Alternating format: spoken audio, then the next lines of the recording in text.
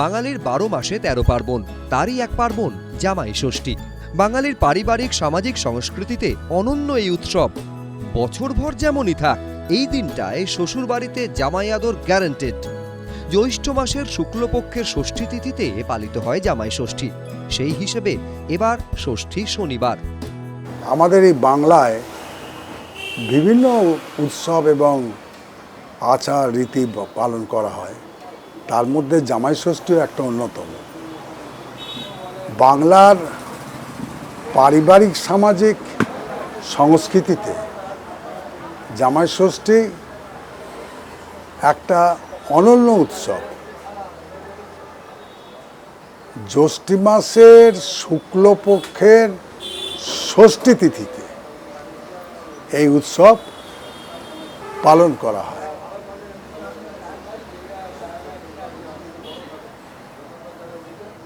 যেখানে জামাইকে কেন্দ্র করে জামাইয়ের শাশুড়ি এবং শ্বশুরবাড়ির সদস্যরা তাকে সাদর আপ্যায়ন করে। আপাত দৃষ্টিতে এটা একটা পারিবারিক আনন্দোৎসব হলেও এর কিন্তু একটা অন্তর্নিহিত অর্থ তো থাকবেই, এবং সেই অর্থ খুব গভীরতর। এটি সম্পর্ক, দায়িত্ব এবং সম্পর্কের সামাজিক সম্পর্কের ঐক্যের এক প্রকৃতি প্রকাশ। জামাই ষষ্ঠী সঙ্গে জড়িয়ে আছে ষষ্ঠী দেবী। বিভিন্ন দেবদেবীর মধ্যে ষষ্ঠী দেবী। ষষ্ঠী দেবী আমাদের কি আশীর্বাদ করেন না, সন্তান রক্ষা এবং পারিবারিক কল্যাণের অধিষ্ঠাত্রী দেবী হলো এই ষষ্ঠী দেবী। এই দিনে মায়েরা সন্তানের মঙ্গল কামনা করেন এবং সেই কামনার জন্য দেবীর পুজো করেন। জামাইকেও পরিবারের এক অবিচ্ছেদ্য অংশ বা অবিচ্ছেদ্য অংশ অর্থাৎ একজন পরিবারের মেম্বার এই হিসেবে স্বীকৃতি দেন। এখানে জামাই কেবল অতিথি নন, তিনি কন্যার জীবন সঙ্গী, এবং সেই সূত্রে পরিবারের সম্প্রসারিত পরিধি এর একটা গুরুত্বপূর্ণ হচ্ছে সদস্য। এই উৎসবে মূল দার্শনিক ভিত্তি নিহত রয়েছে কিসে না, সম্পর্কে সম্প্রসারণের মধ্যে, সম্প্রসারণ বাড়ানোর জন্য। বিবাহের মাধ্যমে দুটো পৃথক পরিবার এক বন্ধনে আবদ্ধ হয়। জামাই ষষ্ঠী সেই বন্ধনকে দৃঢ় করে, যেখানে শ্বশুরবাড়ির জামাইকে আপনজন হিসেবে গ্রহণ করে। এটা ভারতীয় সমাজে পরিবার ধারণাকে সংকীর্ণ গণ্ডি থেকে বৃহত্তর সামাজিক পরিসরে প্রসারিত করে। এটা এক ধরনের সামাজিক সংহতি তৈরি করে। জামাই ষষ্ঠীর আচারগুলো কেবল আনুষ্ঠানিক নয়, এগুলির মধ্যে গভীর তাৎপর্য, গভীর প্রতীকী তাৎপর্য রয়েছে। যেমন এই যে জামাইকে নিয়ে এসে আপ্যায়ন করা, তার মানে খাওয়া দাওয়া, অর্থাৎ অন্ন, অন্ন এবং আপ্যায়ন, এই ভোজন এখানে শুধু খাদ্য গ্রহণ নয়, বরং স্নেহ, সম্মান এবং স্বীকৃতির প্রকাশ। তারপরে জামাইকে আশীর্বাদ করে শাশুড়ি এবং গুরুজনরা, সেটা হচ্ছে বয়োজ্যেষ্ঠদের এই আশীর্বাদ সামাজিক ধারাবাহিকতা এবং মূল্যবোধের সংরক্ষণকে একটা নির্দেশ করে। আগেকার দিনে জামাই ষষ্ঠী মানেই ছিল মহা ধুমধাম। সকাল শুরু হতো লুচি বেগুন ভাজা দিয়ে, আর শেষ হতো ইলিশ চিংড়ি পোলাও হয়ে কচি পাঁঠার ঝোলে। কথায় পঞ্চব্যঞ্জন হলেও পদের সংখ্যা গুনতে হাতের 10 আঙুলও কম পড়ত জামাই বাবাজির। জামাই ষষ্ঠীর সঙ্গে জড়িয়ে আছেন মা ষষ্ঠী, সন্তান রক্ষা ও পারিবারিক কল্যাণের অধিষ্ঠাত্রী দেবী। ষষ্ঠী পুজো, এদিন ষষ্ঠী পুজো হয়, সেটা হচ্ছে সন্তানের মঙ্গল কামনা, পরিবারের ভবিষ্যৎ রক্ষার হচ্ছে একটা প্রতীক। এর দার্শনিক তাৎপর্য একটা আছে, ফিলোসফিক্যাল সিগনিফিকেন্স যাকে বলা হয়। জামাই ষষ্ঠীর অন্তর্নিহিত যে দর্শনে কয়েকটি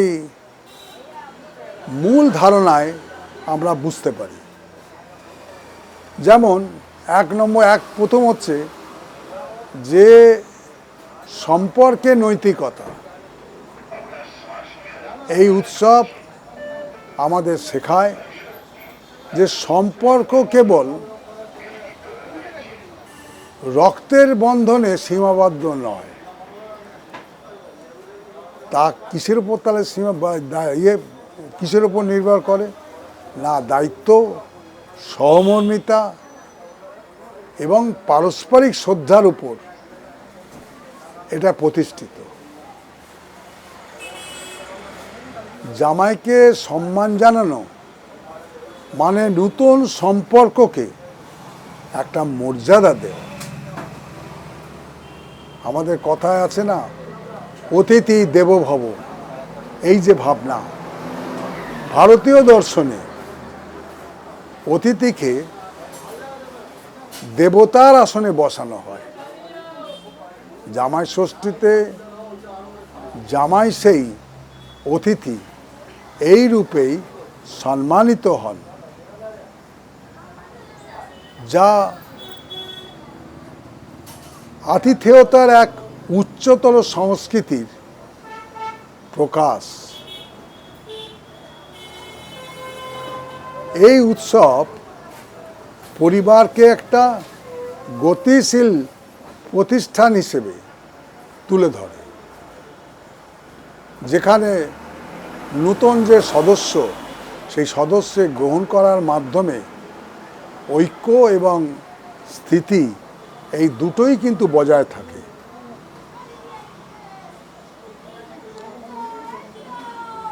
যদিও জামাই ষষ্ঠী একটা লৌকিক উৎসব, তবু এর মধ্যে আধ্যাত্মিকতার ছোঁয়া রয়েছে।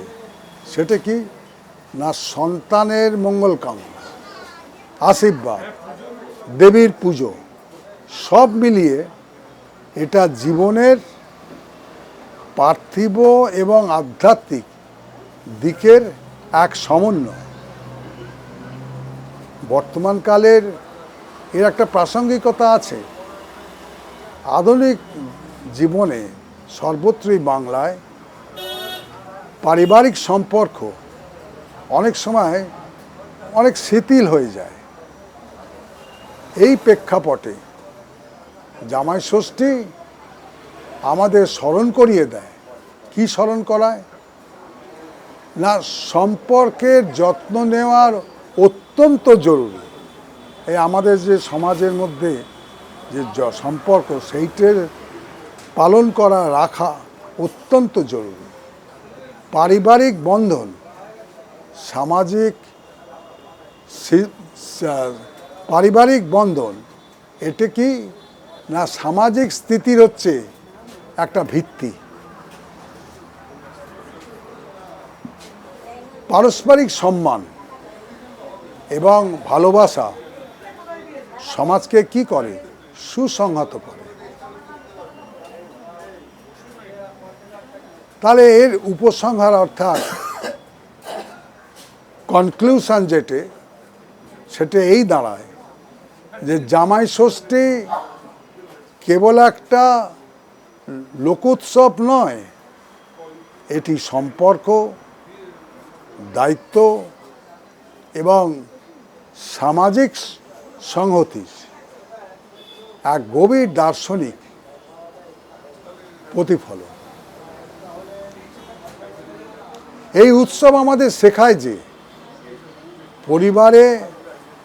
পরিবার কেবল জন্মসূত্রে গঠিত হয় না, বরং তা তৈরি হয় ভালোবাসা, সম্মান এবং গ্রহণযোগ্যতার মাধ্যমে এটা নির্মিত হয়।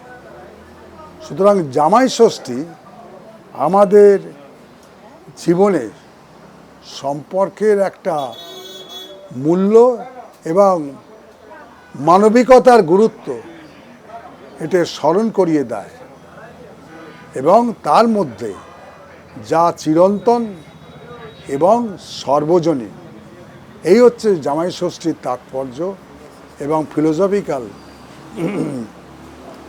মানে অন্তর্নিহিত অর্থ। ওই জামাই ষষ্ঠী কি মূলত বাড়িতেই পালন করা হয় না কারুর রীতি থাকে যে কোনো মন্দিরে পুজো দেওয়া? মন্দিরে তো দিতেই হবে, ওই যে দেবীর পুজোটা সে তো মন্দিরেই করতে হবে। প্রত্যেক বাড়িতে তো ওই আপনার দেবী প্রতিষ্ঠিত থাকেন না, সুতরাং কাছে পিঠে একটা মন্দিরেতে গিয়ে তো করতেই হয়।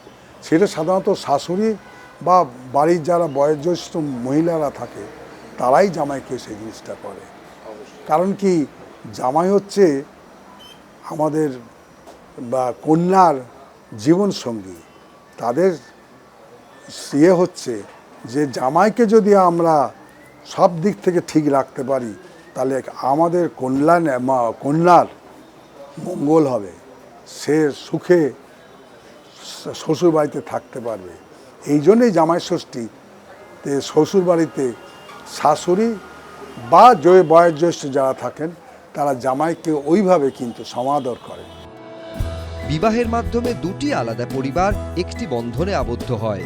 জামাই ষষ্ঠী সেই বন্ধনকে সুদৃঢ় করে, যেখানে শ্বশুরবাড়ি জামাইকে আপনজন হিসাবে গ্রহণ করে। অর্ণব মুখোপাধ্যায়, এবিপি আনন্দ, কলকাতা। এবিপি আনন্দ, এগিয়ে থাকে, এগিয়ে রাখে।